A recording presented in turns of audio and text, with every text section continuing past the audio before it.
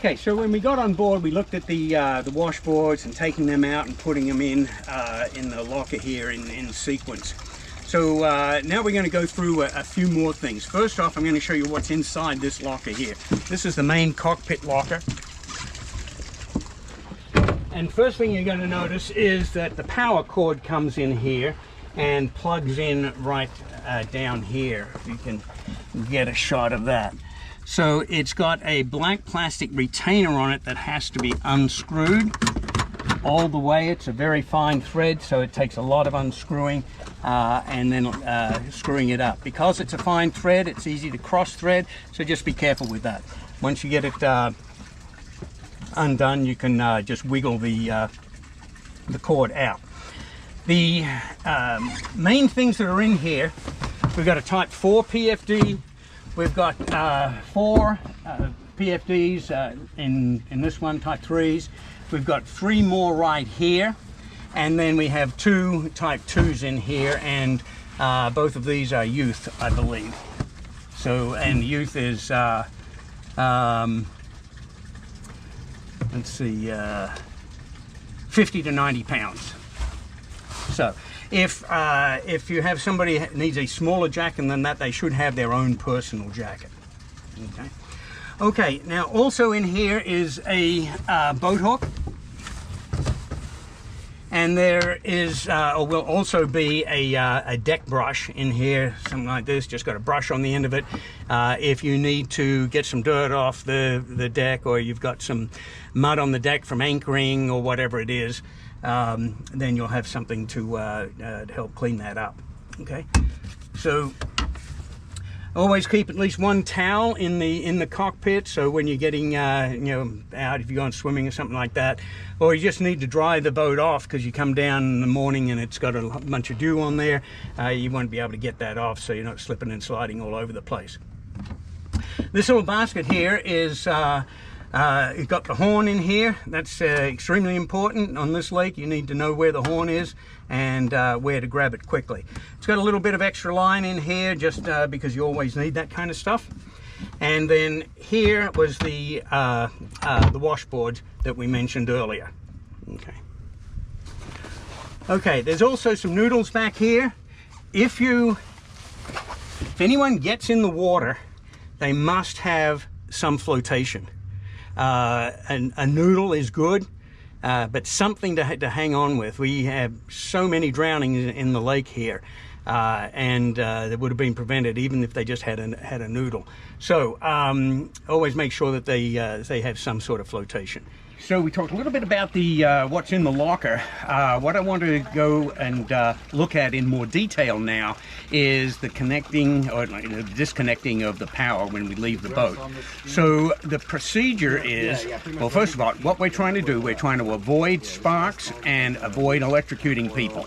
Okay, so it's very important that the procedure be followed properly. So when we go to leave for the dock, we're going to disconnect the AC power, and we're going to do it like this. We're going to turn it off at the panel, then we're going to unplug it at the dock, and then finally unplug it at the boat and take it off and coil it up and put it on the dock. Okay? Coming back in, we're just going to reverse the process, okay, for the procedure. We're going to plug in the boat, plug in the dock, and then turn the panel on down there. Okay, so dock is always in the middle. So here's why. I want to explain the reasoning behind this. First off, if we've got the power of the panel on and we just unplug the dock, with that still on, if there's a lot of current being drawn, then you're going to get sparks somewhere along the line, and maybe right at the dock. You don't want to do that, okay? We don't want to also either just unplug it right here. We'll have sparks because it's, you've got fuel around here and that kind of thing. So first thing is, we're getting ready to depart. We go and turn it off at the panel. Panel, dock, boat. So I'm going to do the panel.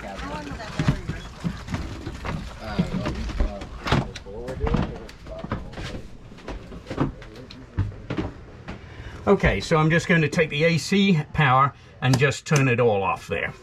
Okay, that's that part of it. Okay, so we've got the panel turned off. And now what we're going to do is unplug it at the dock. So come on here. So here's the port side of Texas Tack, and here's the plug for Texas Tack. This one over here is for First Light, and that boat's about being used right now, so it's already unplugged. Ours here has tape on the cord and tape on the plug here. So you just lift this up and wiggle this in like this direction very slightly to wiggle it out. Okay. It is keyed. It's got a little it is keyed. We've got a little tab on one of these prongs there. That's why it needs to go in with the mark up. Okay. All right, you take that and you can just put it between there or lay it on the dock or whatever. Okay. So I'm going to digress just a minute here because I want to show you the hose while we're on the dock. The hose is right here. It's pretty obvious, and what's not so obvious is where this actually gets turned on. It's over here, and you'll see here's the hose, and then here's the faucet and the manifold here. And so you take the little black knob there, turn it that way, and now you've got water on at the hose. Okay, use the hose, you're squirting off some mud or something from anchoring, hose it off, and then come back here and turn it off here. Okay, so that's all you need to know about the hose. Okay, back to doing the power thing. So we did the panel, just did the dock. Now we're going to do the boat. So let's go back on the boat. Okay, so back on the boat, we're going to this end of the dock cord. Now you know what would happen if we had the dock still plugged in and we unplugged this and dropped it in the water. We just electrified whatever is in the water there. So that's why we have to do the panel, then the dock, and then finally the boat when we're coming in. Okay, so it's got this black collar on the connector here. This is a very fine thread, so it takes a bit to unscrew this. Okay, you unscrew it and it'll finally get loose and it'll do like that. Okay, then you can just wiggle this out like that. Okay, and then we're going to take this and here, and what we'll do is coil it up and put it on the dock. Undo the hanger here. It's a good idea if you've got somebody there you can hand this to, and they can lay it on the dock. Okay, you can see the one for First Light's already sitting there. Okay, so coming back in, we'd exactly reverse the procedure. Okay, we'd get the boat end on first, the boat, then the dock, then the panel. So here's the boat. Run this through here into the channel, and then the mark's kind of gone here, but I'm going to fix that up. And so it will plug in right here. Make that sort of like this, and then be careful not to cross these threads. Again, they're very fine threads, so don't get them crossed. And it doesn't have to be real tight, just sort of snug it up a little bit and it'll be fine. Okay, so there we go. There's the disconnecting and reconnecting the AC power. So I did that. I'm coming back in, connect the boat first. We go plug the dock in. Not going to do that right now. You've seen how that works. And then we can go down and turn the panel on. Okay, next thing is let's look at the wheel cover here, or the helm cover. It's kind of snug. You can tie it up here. It's not necessary. It just makes it more awkward to get off, so I just don't bother tying it. But when you're getting ready to go out, just take that and sort of shove it back up in here somewhere. And then you'll also have on the instruments a cover right here that you want to take off and stow that down in the basket there. Okay. All right. I want to go through the other lockers right now. So usually lockers at the very back of the boat are called lazarettes. And so in this lazarette there's a basket with some dock lines in there. That will, so if you need dock lines, it's there. There's a bucket in there also, but the main thing you'd want to have access to is those dock lines. Okay, so this boat does not have a wheel brake, and so we just put a bungee on here to keep the wheel from moving around, the rudder moving around and flopping when the waves come in here. So when the boat is stowed, we put that bungee cord on. Okay. This is the only instruments on the boat is this one here. It has depth and speed on there, and then you have a compass. Let me just point out the batteries are down in here, and also the fenders. So if you need fenders, we have 2 large ones and 3 smaller ones. They're right back here in the on the port side lazarette.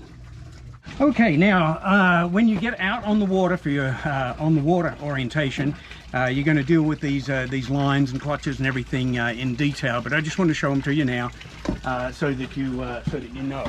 So there's 3 clutches over here, and they're labeled. This is the clue reefing line. So when you reef, you're pulling down and you're making a new clue, and you're pulling down at the front of the sail and making a new tack. So that's done. The tack part is done up at the mast. The clue part, you pull on this line. It'll pull on the leech of the sail and pull that clue down to the boom. That's the when you open these, you have to open them all the way. That's not open. There, that's open. Now it'll go back and forth. Okay. All right, the next one here is the main halyard. So you're going to raise and lower the sail.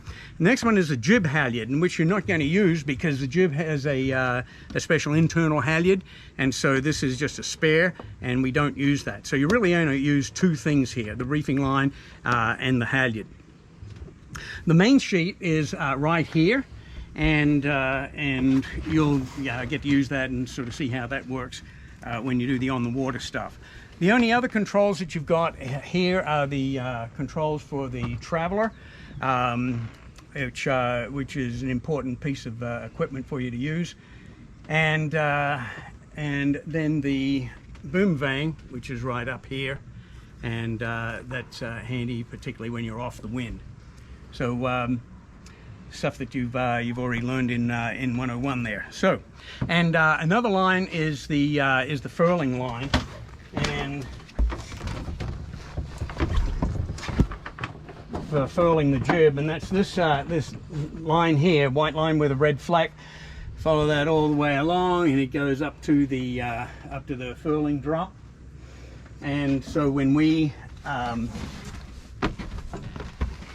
set the jib,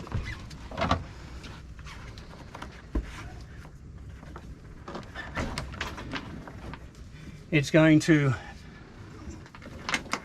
we pull the jib out. It's going to unfurl. As it unfurls, it's going to pull this. It's going to wrap up on the drum. Now you're sailing along.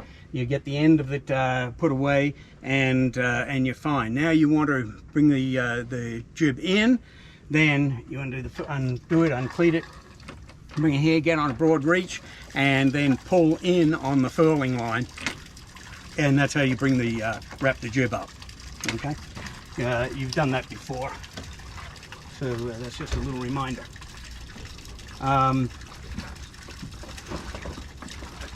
Cleat hitch. Make sure you know how to do a proper cleat hitch. Okay. And then for stowing this in the manner that we stow it, you need to make big loops. And make big loops like that. And if you hold the line like this and then go like that, you're rotating the line in this direction. You're putting a twist in it every time you make a loop. And so you're making a twisted line, and when you get it undone, you're going to have to untwist it. But that's the purpose of doing it this way, so that you get to see how to do that. And you'll do that with your on the water orientation. So you get some big loops like that, lay it over the top, reach through, grab through, pull that, and you're good to go.